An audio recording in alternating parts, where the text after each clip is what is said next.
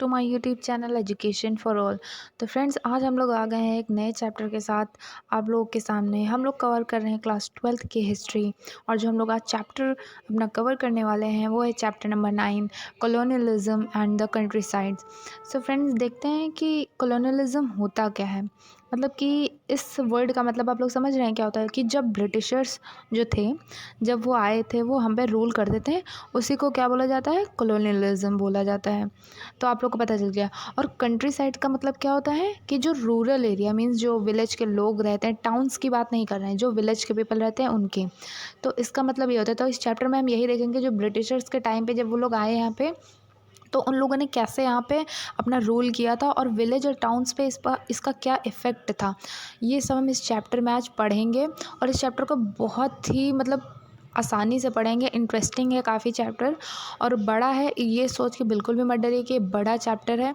बहुत ही simple language में आप लोगों को समझाने की कोशिश करूँगी, और आई होप आप लोगों को ये समझ में भी आएगा चैप्टर। तो चलिए स्टार्ट करते हैं आज का चैप्टर। सो फ्रेंड्स, जो ऑफिशियल डॉक्यूमेंट उस टाइम पे लिखे गए थे, मतलब जो उस टाइम पे डॉक्यूमेंट्स लिखे जाते थे, जो सोर्सेस थे जिसके थ्रू हमें पता चलता है कि वहाँ पे क्या था, तो इस चैप्टर में हम ये एक्सप्लोर करने वाले हैं।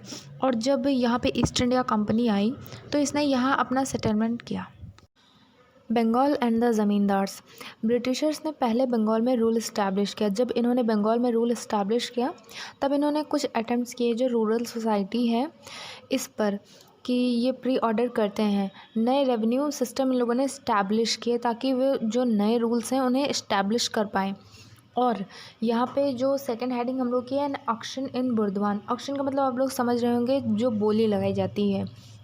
तो अभी हम लोग देखते हैं इसमें है क्या। इस हेडिंग में जो परमानेंट सेटलमेंट था वो 1793 में आया। ये बहुत इंपॉर्टेंट है आप लोगों के एग्ज़ाम पॉइंट ऑफ व्यू से। तो 1793 में इस्टेब्लिश हुआ परमानेंट सेटलमेंट। इससे जो ब्रिटिश ईस्ट इंडिया कंपनी थी उसने रेवेन्यू को क्या किया, फिक्स कर दिया था कि जो ज़मींदार जो ज़मींदार थे उनको ये रेवेन्यू मतलब ये जो टैक्स है वो पे करना होता था। और अगर वो इसे पे नहीं कर पाते थे तो उन्हें स्टेट से ऑक्शन कर दिया जाता था। इसमें 95% ऑक्शन सिर्फ दिखाने के लिए होते थे। अब बात करते हैं परमानेंट सेटलमेंट की। अगर ये देखा जाए तो इसमें इन्होंने ब्रिटिशर्स ने इंट्रोड्यूस किया। ईस्ट इंडिया कंपनी ने सोचा कि अगर बंगाल से जो भी ऑफिशियल प्रॉब्लम्स आई हैं, अगर जो फेस की है वो सब इस सिस्टम से ठीक हो जाएगी। अब ब्रिटिशर्स ने ऐसे इंडिविजुअल को ढूंढना शुरू किया जो एग्रीकल्चर को इम्प्रूव कर पाए और ब्रिटिशर्स के साथ कॉन्ट्रैक्ट भी कर पाए। फाइनली जो परमानेंट सेटलमेंट का कॉन्ट्रैक्ट हुआ वो बंगाल के राजा और तालुकदार के साथ हुआ। मतलब राजा, वहाँ के तालुकदार जो होते थे, उनको किसानों से रेवेन्यू इकट्ठा करना है और ब्रिटिशर्स को देना है।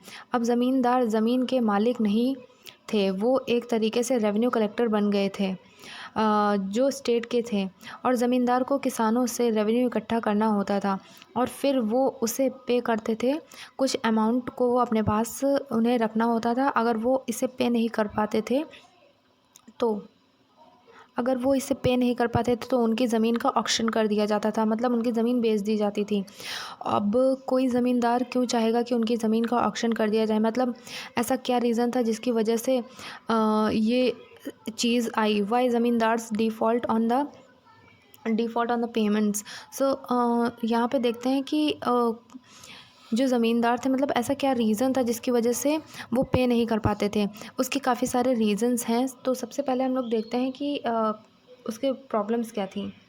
वेट फ्रेंड्स, हाँ, तो फ्रेंड्स जो सबसे पहला रीज़न था वो ये था कि फ़िक्स्ड रेवेन्यू रखते थे जिससे कि वो चेंज नहीं होता था। मतलब अगर कोई हाई प्राइस कर दिया गया तो वो चेंज नहीं करते थे ब्रिटिशर्स, तो उसकी ज़्यादा डिमांड हाई होती थी। 1790 में जो फसल उगाई गई थी, जो अनाज उगाया जाता था, उसका मार्केट में उतने पैसे नहीं मिल पाते थे। तो जब किसान को ही पैसे नहीं मिलते थे तो ज़मींदार को वो पैसे कैसे देगा, फिर वो स्टेट को कैसे देगा, और इस तरीके से अमाउंट जो था वो रिसीव ही नहीं हो पाता था। तो ये इसका एक रीज़न था। दूसरा रीज़न ये था कि जो रेवेन्यू था वो वॉज इनवेरिएबल। तो जो रेवेन्यू था वो इनवेरिएबल था, मतलब कि जो फसल थी वो ज़्यादा हो या कम हो, उससे उन्हें ब्रिटिशर्स को कोई भी फ़र्क नहीं पड़ता था। और वो काफ़ी पंक्चुअल थे कि हमें इस टाइम मतलब सनसेट के टाइम पे होने से पहले हमको रेवेन्यू आप दे दीजिए, मतलब उनको देना होता था। फोर्थ रीज़न ये था कि परमानेंट सेटलमेंट ने ज़मींदार की पावर को रेस्ट्रिक्ट कर दिया था। ज़मींदार सिर्फ रेवेन्यू इकट्ठा करता था, उनकी पावर्स कम कर दी गई थी। ज़मींदार पहले कस्टम ड्यूटीज़ करते थे, ब्रिटिशर्स ने उन्हें अबॉलिश कर दिया। ज़मींदार कोर्ट लगाया करते थे कि अगर कोई लड़ाई हो या कोई लोकल प्रॉब्लम होती थी तो जो किसान थे वो ज़मींदार के पास जाते थे। लेकिन ब्रिटिशर्स ने अब क्या किया, उनके ऊपर एक कलेक्टर को अपॉइंट कर दिया गया। अब ज़मींदार की पावर्स और भी कम हो गई। पहले ज़मींदार लोकल जस्टिस किया करते थे, लोकल पुलिस इनके अंडर रहती थी, अब ऐसा कुछ भी नहीं था। तो अब हम लोग अपना देखते हैं, तो ये सब था ज़मींदार्स के बारे में। तो अब हम लोग देखते हैं द राइज़ ऑफ द जोतदार्स। ये हम बंगाल की बात कर रहे हैं। जो फ्रांसिस बुच्चन थे, ये एक ट्रैवलर थे। इन्होंने दिनाजपुर डिस्ट्रिक्ट के जो अमीर पीजेंट्स थे उनका जो थे जोतदार, उन्हें जोतदार कहा जाता था। मतलब जो अमीर पेजेंट्स थे उन्हें ही जोतदार कहा जाता था। जो मतलब अमीर किसान, मतलब समझ सकते हैं किसान होते थे उनको। They collected the local trade over the poorer cultivators. Interesting बात ये थी कि जोतदार्स का इफ़ेक्ट ज़मींदार से ज़्यादा था। ऐसा इसलिए होता था क्योंकि ज़मींदार जो थे अर्बन एरिया में रहते थे, जबकि जोतदार्स विलेज के साथ ही रहते थे। उनका इन्फ्लुएंस यहाँ गांव के लोगों के साथ ज़्यादा होता था। और यहाँ पे देखते हैं कि जो जोतदार थे वो कोशिश क्या करते थे कि जो ज़मींदार है वो अपनी ड्यूटीज़ टाइम पे ना कर पाएँ। टैक्स जो वो इकट्ठा करते थे वो टैक्स टाइम पे इकट्ठा ना कर पाएँ। ये भी देखा गया है कि जब ज़मींदार की स्टेट की ज़मीन का ऑक्शन किया जाता था तो काफ़ी बार जोतदार्स नॉर्थ बंगाल में उन्हें परचेज़ किया करते थे, ताकि जो जोतदार्स हैं वो काफ़ी पावरफुल बन सकें नॉर्थ बंगाल में। तो ये सब चीज़ें थी और आप लोग यहाँ पे देख सकते हैं। तो ये सारी चीज़ें जोतदार के बारे में थी। तो अब हम लोग देखते हैं द फिफ्थ रिपोर्ट। तो फ्रेंड्स फिफ्थ रिपोर्ट में ये है, फिफ्थ रिपोर्ट में एक ऐसी रिपोर्ट बनाई गई जिसमें जैसे ब्रिटिश पार्लियामेंट में जो सबमिट की गई थी, जब कंपनी ने बंगाल पर 1830 में रूल करना शुरू किया था, उस टाइम पे हर छोटी बड़ी चीज़ जो वो कर रहे थे वो इस रिपोर्ट में लिखी जाती थी, वो मतलब रिकॉर्ड की जाती थी। उन्हें रिकॉर्ड करके जो एक रिपोर्ट को फॉर्म किया जाता था उस टाइम पे, उसे फिफ्थ रिपोर्ट कहा गया है।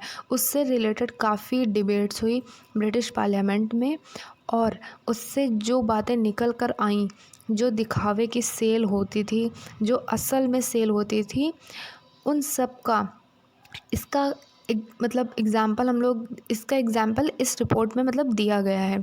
जो राजा बर्दवान थे, मतलब इन्होंने क्या किया था, जो ज़मींदार्स होते थे अपने मदर के नाम पे वो ज़मीन को ट्रांसफ़र कर दिया करते थे। तो ये सब इस फिफ्थ रिपोर्ट में बताया गया है, वही मैं आप लोगों को पढ़ के बता रही हूँ। ऐसा इन्होंने इसलिए किया क्योंकि कंपनी जो थी had a decreed that the property of a women would not be over. जो ज़मींदार के एजेंट होते थे वो कोशिश करते थे मैनिपुलेटिव होने की, ज़्यादा बोली लगा कि वो खुद ही ज़मीन खरीद लिया करते थे। अगर ज़मींदार के एजेंट ने वो ज़मीन खरीद ली है तो पावर तो ज़मींदार के पास ही आनी है।